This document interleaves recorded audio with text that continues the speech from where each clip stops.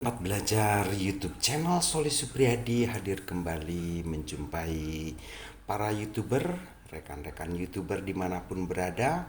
Wabil khusus kepada para YouTuber dunia pendidikan, YouTube channel Soli Supriyadi kembali hadir dalam pembelajaran yang sangat asik, menjumpai para siswa-siswi SMP dimanapun kalian berada.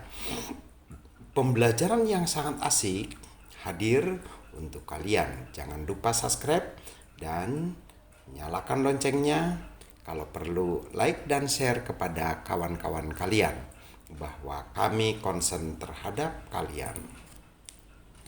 Jangan lupa tonton sampai habis video kami ini, video pembelajaran ini, untuk memberikan penjelasan mengenai ilmu pengetahuan alam kelas 7 semester genap bab 3.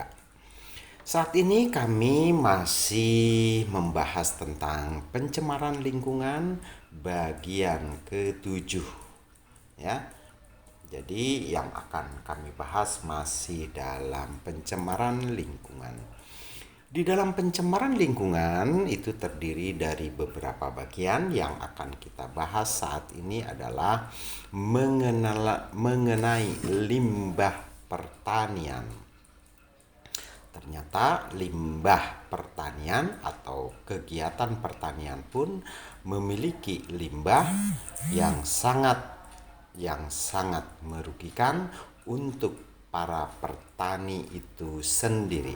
Jadi kepada para siswa-siswi dimanapun kalian berada yang orang tuanya sebagai petani, mohon ini dipelajari dengan sungguh-sungguh sambil memperdalam ilmu fisika di sekolah kalian. Limbah pertanian itu apa saja yang perlu kalian ketahui? Mari kita ikuti, tonton video ini sampai habis. Ini adalah salah satu gambar yang menjelaskan ini akibat limbah pertanian yang terjadi di daerah-daerah pertanian. Kalau lingkungan seperti ini, maka rusaklah dunia pertanian. Air limbah pertanian sebenarnya tidak menimbulkan dampak negatif pada lingkungan ya. Jadi limbah pertanian itu sebenarnya terhadap lingkungan itu tidak memiliki dampak negatif ya. Nah, namun apa yang menyebabkan kerusakan terhadap dunia pertanian ya? Nah, itu yang perlu kita pahami. Namun dengan digunakan fertilizer sebagai pestisida ya, yang kadang-kadang dilakukan secara berlebihan. Nah, itu ya, kita tahu mendengar fertilizer atau pestisida digunakan untuk apa? Yaitu untuk membasmi hama ya, hama atau binatang yang mengganggu dunia pertanian. Padahal binatang itu sendiri kalau dimusnahkan pasti akan ada efek sampingan begitu ya dari akibat musnahnya binatang-binatang yang dibasmi tersebut. Nah, di mana pestisida itu sering menimbulkan dampak negatif pada keseimbangan ekosistem air gitu ya. Jadi sering menimbulkan dampak negatif pada ekosistem. Kenapa? Karena di dalam ekosistem ada beberapa makhluk hidup. Apabila menggunakan pestisida sebagai pembasmi, maka ada populasi yang akan musnah akibat pestisida. Seperti contoh pada gambar ya. Nah, perhatikan gambar ini ya. Nah, ini seorang petani yang sedang membasmi hama ya. Kalau demikian berarti pada sektor pertanian juga dapat terjadi pencemaran air. Dari mana pencemaran air? Yaitu dengan adanya penggunaan pestisida sebagai pembasmi hama. Nah, ini akan mengakibatkan mengubah ekosistem ekosistem di dalam air yang bercampur dengan pestisida. Gitu ya. Nah, ini yang perlu kalian pahami. Terutama akibat dari penggunaan pupuk dan bahan kimia pertanian tertentu seperti insektisida dan herbisida. Nah, ini sangat mempengaruhi terhadap ekosistem, ya, ekosistem pertanian. Begitu ya.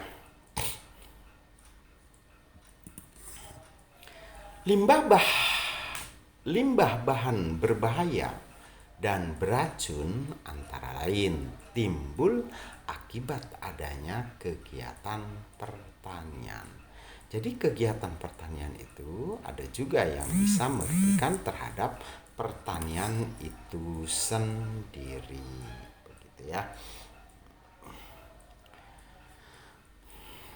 Kalian juga harus tahu, kegiatan pertanian biasanya menggunakan obat-obatan pembasmi hama penyakit seperti pestisida. Nah, pembasmi hama pestisida ini akan ada perubahan ekosistem dalam lingkungan pertanian karena ada beberapa populasi yang dimungkinkan akan musnah dengan menggunakan pestisida tersebut. Begitu ya. Misalnya ya, penggunaan insektisida. Apa itu ya penggunaan insektisida ya yang perlu kalian pahami? Nah, kegiatan pertanian menggunakan pupuk, misalnya urea seperti pada gambar. Nah, penggunaan pupuk ini juga mengakibatkan adanya efek samping dari penggunaan pupuk tersebut, ya. Nah, memang ada beberapa makhluk hidup yang diuntungkan, tetapi dengan pupuk juga ada beberapa makhluk hidup yang dirugikan, terutama yaitu mengenai kondisi tanah dengan adanya pupuk akan mengalami perubahan. Penggunaan pupuk yang berlebihan juga dapat menyebabkan suburnya ekosistem di perairan kolam, sungai, waduk, atau danau. Ya, jadi ini. Bila pupuk ini tidak terserap oleh tanaman-tanaman yang ada di dunia pertanian, maka pupuk ini akan terbawa air. Dan air yang mengandung pupuk ini ya akan menyebabkan suburnya ekosistem makhluk lain seperti ganggang, eceng gondok dan lain sebagainya yang mengakibatkan seperti pada gambar ya. Nah, ini adalah banyak makhluk-makhluk hidup yang subur, yaitu adanya lumut ya, adanya ganggang. Subur karena di dalam air tersebut mengandung zat pupuk yang tidak terserap oleh tanaman-tanaman di sawah, sehingga ini mengakibatkan ya adanya tanaman lain yang subur yang tidak dikehendaki. Pupuk yang tidak diserap yang tidak diserap oleh tumbuhan akan terbuang menuju perairan. Jadi pupuk yang tidak terserap oleh tanaman-tanaman pertanian ini akan mengalir terbawa oleh air. Akibatnya terjadi atau tumbuh suburnya ganggang di atas permukaan air. Nah, kalau ganggang tumbuh subur di atas permukaan air ya, apa yang mengakibatkan tanaman ganggang ini dapat menutupi seluruh permukaan air ya. Jadi permukaan air itu akan tertutup oleh tanaman ganggang tersebut. Nah, kalau tertutup, apa efek sampingnya? Nah, sehingga mengurangi kadar sinar matahari yang masuk ke dalam perairan tersebut. Jadi air-air yang ada di bawah ganggang itu ya akan mengalami ya kekurangan sinar matahari gitu ya. Jadi sinar matahari itu akan berkurang atau tumbuh suburnya tanaman eceng gondok ya seperti pada gambar. Gitu ya. Akibatnya proses fotosintesis terganggu dan kadar oksigen yang terlarut dalam air akan menurun. Sekalian atau para siswa-siswi SMP dimanapun kalian berada ya.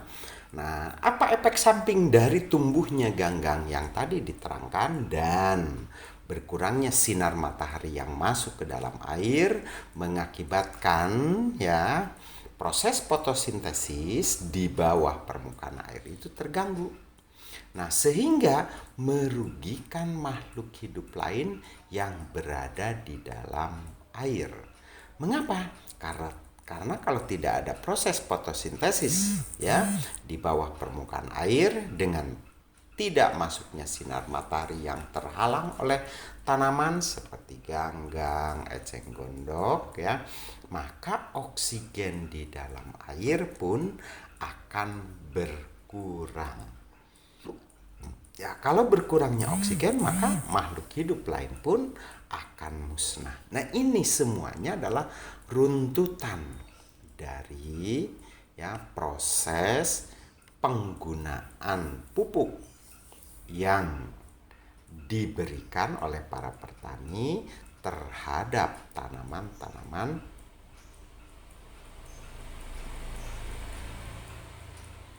yang ada di sawah. Jadi pupuk tersebut ya pastilah tidak akan terserap oleh seluruh tanaman yang ada di sawah. Kalau tidak terserap, maka ya pupuk tersebut akan melarut dalam air dan terbawa oleh air mengalir kemanapun. Nah, air yang mengandung pupuk ini akan dimanfaatkan atau diserap oleh tanaman-tanaman lain yang berada di daerah atau tempat lain seperti di danau, di rawa. Nah, air yang mengandung pupuk ini ya akan mengakibatkan tumbuh suburnya ganggang, eceng ya dan tanaman lain. Akibatnya ya permukaan air yang telah tertutup oleh tanaman tersebut ya. Nah, jadi sinar matahari tidak bisa masuk ke dalam air. Nah, kalau sinar matahari tidak bisa masuk ke dalam air, maka proses fotosintesis di dalam air terhadap tanaman-tanaman yang ada di dalam air itu akan mengalami ya gangguan. Kalau proses fotosintesis mengalami gangguan, maka oksigen di dalam air pun akan berkurang. Akibatnya, maka makhluk hidup yang berada di dalam air pun akan mengalami gangguan. Seperti itu ya. Nah, itulah yang bisa saya sampaikan untuk kalian. Semoga apa yang saya jelaskan tadi sangat bermanfaat untuk kalian semua ya dan bisa dipahami. Terima kasih telah hadir di YouTube channel kami ya. Mohon sekali lagi maaf bila banyak ya kesalahan atau kekurangan penjelasan. Nah, itu jelas kami mengalami keterbatasan kemampuan ya. Nah, oleh sebab itu salam sehat, salam cerdas, anak Indonesia pasti bisa. Kita bantu dunia pendidikan supaya lebih maju. Terima kasih.